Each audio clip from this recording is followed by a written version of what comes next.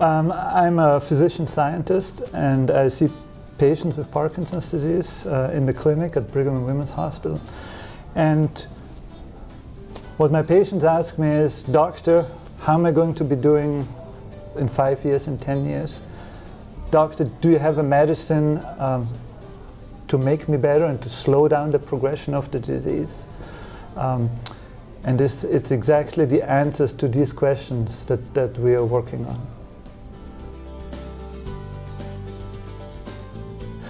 We want to understand how the human genome functions in dopamine neurons in the human brain. And everything we've studied over the last decade has focused just on 1.5% of the human genome, the 1.5% that encode protein. Turns out that the rest of the human genome is actually not just junk and not just a bystander, but it's active, and it's the function of those 98.5% of the human genome that we want to investigate. So our work is going to help other researchers in two ways.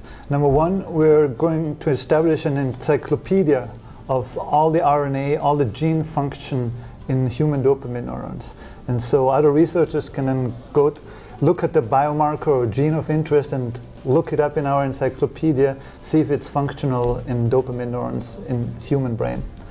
And the second contribution is that in 2004 I co-founded and since then have co-directed the Harvard Neurodiscovery Center biomarker study. It's a Harvard collaborative initiative where we have followed now 2,000 patients with Parkinson's, Alzheimer's and healthy controls longitudinally. And with very detailed biospecimen collections, clinical data collection. We've established a really huge and well-defined longitudinal biobank. And we are very excited to now join forces with the NIH biomarker program and allow any investigator who has NIH funding and is interested in biomarker research to access our samples through the data management resource of the NIH. So really our big vision and our big goal is to establish a future personalized healthcare for Parkinson's disease. And so to be able to answer my patients' questions when they come to see me, I want to screen their DNA, their RNA and their biome from blood samples, from CSF samples, and tell them, based on this profile, you're going to do well in the future, or you're going to have this and this side effects or complications in the future.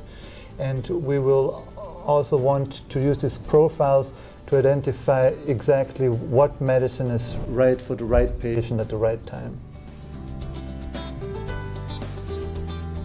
There are many ways to help, and I think this is a long journey and a big endeavor, and we will only be able to do it if everybody works together and we get all the help we can get. And Parkinson's patients at early stages who live in the Boston area can contact me, and we can see whether they can be enrolled.